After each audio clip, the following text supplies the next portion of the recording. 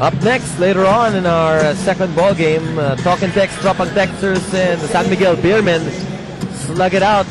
Dalawang heavyweights ito, no, going and trying to hold on to that first place spot, depending on what happens here with Barangay Ginebra. Of course, San Miguel, the winningest franchise in PBA history with about 18 titles already. Walang Talk and Text, nagtatangka na naman na makuha yung isa sa top 2 slots. Sila ng San Miguel, Ginebra, and of course Talk and Text na nag-aagawan dun sa first 2 slots, which will guarantee twice to beat advantage against the 7th and 8th place teams when the playoff comes. Mas cutthroat itong format natin ulit, ano? Mabigat. Mag-survive ka, nasa 7th and 8th ka, ang hirap dahil kailangan mo manalo ng 2 beses dun sa top 2 teams. Yung 3, 4, 5, 6 halos even yun dahil best of 3 yun eh. Right. Pero sa ngayon, ang mission lamang nung nasa ilalim is mag-survive. Referee halts play. By the way, our referees are officials in this ball game. Referees Nestor Zambrano, Edward Aquino, and Jess Harabejo are calling the shots.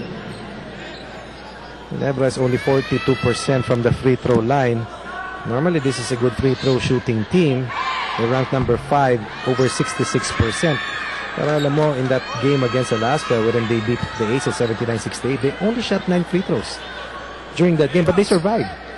Only 6 out of 9 for 67%. But today, I'm sure that Coach Jong Ichiko would want his players to penetrate more, especially so that they're not hitting their shots from the 2-point area.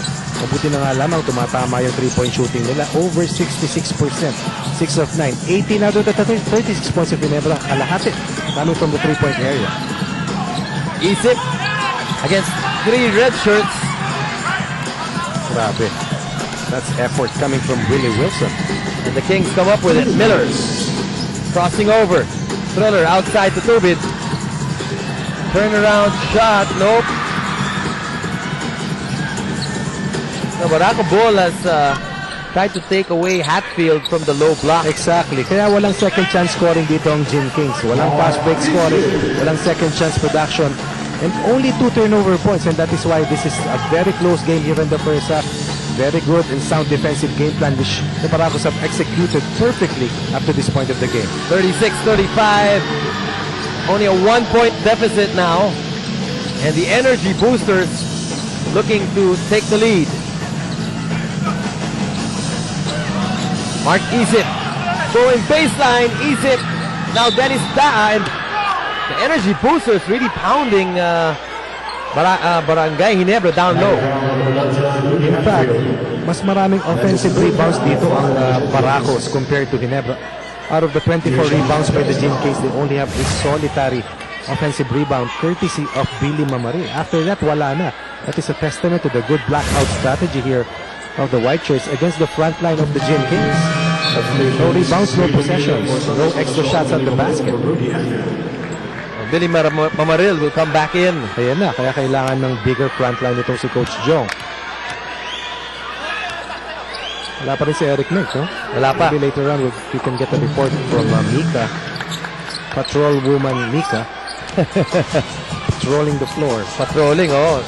Masaya si Mika, nag-start na ng Christmas countdown eh. 38 days. Pero alam mo, panay na shopping yan. Oo nga. Panay na shopping yan. Kahapon holiday, shopping yan. Kaya pala bago yung kanyang ngayon, blazer ba? Yung chapa. Alright, the last minute is brought to you by Minute to Win It. Actually, we're down now to 54 seconds, and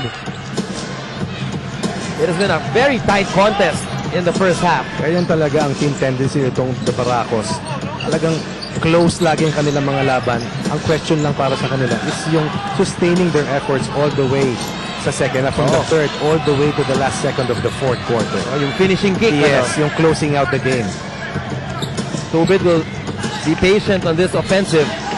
Now Billy Mamaril in the paint, outside to JJ Helterbrand for 3. That is 21 points out of Ginebra's total of 39 markers here in the first half, coming from the long court. I will reiterate it again. If you want to beat the Baracos, you have to shoot well from the outside. And so far, Ginebra keeping its head above water, courtesy of its fine 3-point shooting.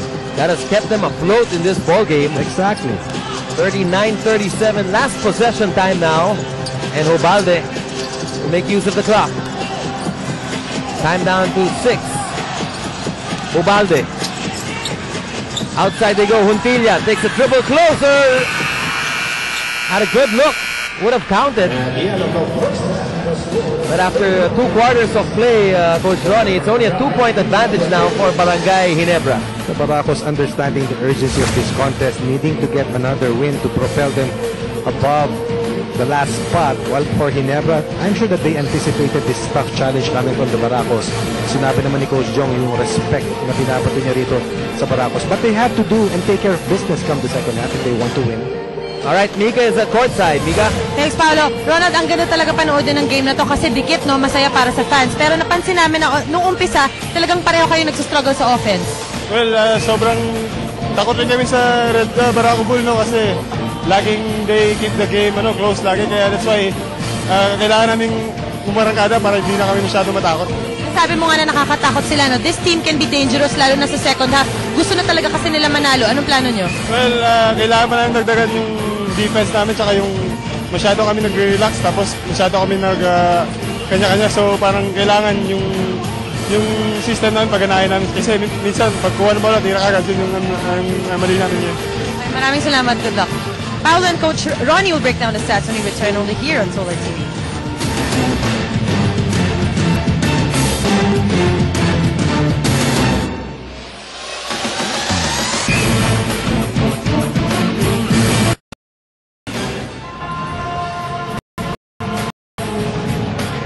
Welcome back to the halftime break, and after 2 quarters of play, it's the Barangay Ginebra Kings on top, 39-37.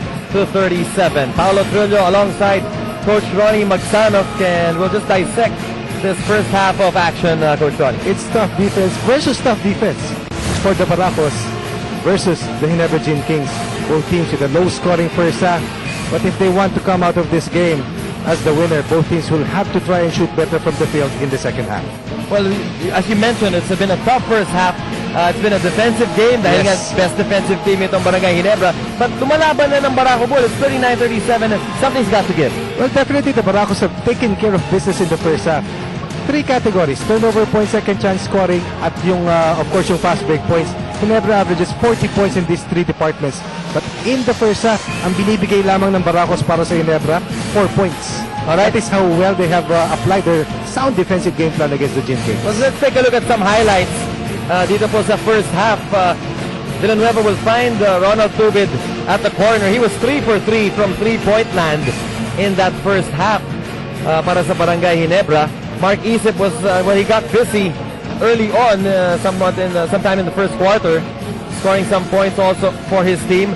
And then Ronald Tubid, who leads all scorers with 12 points, again, firing away. The choking interior defense of the Bulls have only left Ginebra with 3-point shots. So far, Ginebra has converted most of them.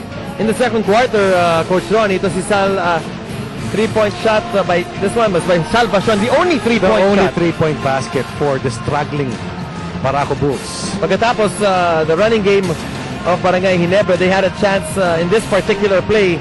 Millie Miller finding Aquino on the break in a rare fast break opportunity. Yes, one of only 2 fast break conversions for Ginebra in the first half. Pagkatapos ito naman si Chad Alonso also getting busy, pounding the boards and getting some points in the second quarter. So as you can see, it's been very tight, and these are our statistics. And definitely Ginebra's 3-point shooting has been a key element for them in closing out that quarter strongly.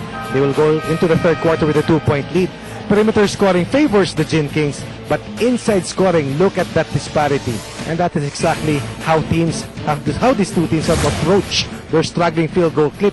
But let's see what adjustments these 2 coaches will be bringing in here in the second half as they try to outdo each other defensively, but more importantly, on the offensive end. Sinabi nga ni Ronald Tubid when we had a quick chat with him going to halftime, no? Nakakatakot, no? Meaning he knows that this Barako Bull team is a dangerous team. They will keep the game close. So Barangay Ginebra, I'm sure, will also try to come up with some adjustments coming into this third quarter. Starting lineups for both teams para sa Barangay Ginebra. It's JJ Helterbrand, the Thriller Miller, together with Rudy Hatfield, Ronald Tubid, and Billy Mamaril. Para naman dito sa Barako Bull, they'll go with Reed Huntilla, Rob Wainwright, Dennis Daa, and of course they have Mark Isip, and they'll start out with Cruz at the point guard. So the third point guard rotated here by Coach Junel Baculi. Exactly. I'm just trying to keep in step. They're applying really tough on-the-ball pressure, wanting to have fresh legs just to sustain their defensive aggressiveness against the solid rotation of the backcourt ng Gin Kings. Cruz bounce pass to Huntilla. Oh, what a defensive stop there by Tubit.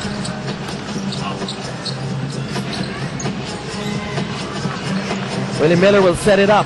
Look at him pointing to Hatfield to go underneath, play closer to the basket. Billy Mamaril, jump hook is good for two. That's an important basket for Ginebra. In the game against Alaska, the front line was able to put up 20 points. But so far here today, that is only the 4th point coming from the front line of the Gin Kings. Kaya jump shooting team sila. Mabuti na lamang talagang tumatama yung 3-point shooting nila rito. 41-37, Huntilla off the mark. You know, Reed Huntilla is a guy who can shoot from outside. He has that. But so far, he has found his touch. And a quick sub here coming from Coach Junel Baculi. Barely a minute and a half. And Aris Di Maunan comes in for Reed Huntilla. So, tale of two stories here. Barako Bull has struggled from 3-point territory, going 1 out of 8. And Barangay Ginebra, on the other hand, was successful from outside. But they start the third quarter with 2 inside plays back-to-back here for Billy Mamaril. Willie Miller may not be scoring heavily for the Gin Kings. Only 6 points. Majority of them coming in the first quarter. But he has made a lot of scoring opportunities available for the rest of his teammates. And that is why he has become one of the true leaders for the Gin Kings here in the Philippine Cup. Mark Isip was called for his second personal foul. He'll go to the bench. Chad Alonso papasok. Not much contact though in that last play.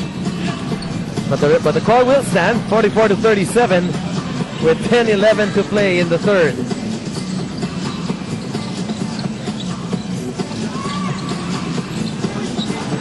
Ball picked off here by Mamaril. The Kings are out and running. Ronald Tubit hesitates, turns around, and finds Billy Mamaril.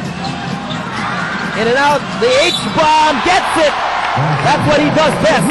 That is the 8th total rebound for Rudy Hatfield, but more importantly, those are the very first two second chance points for Ginebra. And once again, Billy Mamaril creating that play, attacking from the trail post area, courtesy of this nice pirouette pass from Ronald Tubit. Nakita mo naman, sinundalan ni H-bomb. And the 3-point play opportunity once again for Ginebra. 8-0 to open the third quarter for the Gin Kings. Well, the question here is, how long can they keep Hatfield off the board? Dahil nung first half, 0 second chance points ang Barangay Ginebra. Well, it's all about effort. And I'm sure for the Bulls, well, I'm sure that Coach Jong Yuchiko saw the numbers, probably instructed Rudy Hatfield to play closer to the basket, rush the boards and get more possessions for them, especially from the inside. Marvin Cruz beating the buzzer. It's a rare jumper coming here for the Baracos, a struggling team from the outside. Sabi nga natin, yung puntos nila, mas maraming nanggaling doon sa loob. It's an 8-point lead for Barangay Ginebra, starting the third quarter very strong. Mamaril, pressure defense by Daa, and Dennis Daa comes up with it. Daa playing the guard now, taking it all the way. Now instead they hold it back. Oh, it would have been a free throw shooting opportunity for Chad Alonso. He released that ball towards the basket. I think Mika has some updates for us. We'll take you down to courtside, Mika. We'll get to Mika later. Back to the action right now. Possession with Barako Bull. So far scoreless here in the third. Alonso has been contained. Possession count here in the third has certainly favored the Gin Kings. Turnovers mounting here for the Baracos. Cruz outside to Daa. Pretty move down the lane for Dennis Daa. Getting a lot of minutes. Likewise showing up tonight. 8 points for Dennis Daa. The most number of production that he has brought in dito sa Barako Bulls. Mamaril. Now Tubid.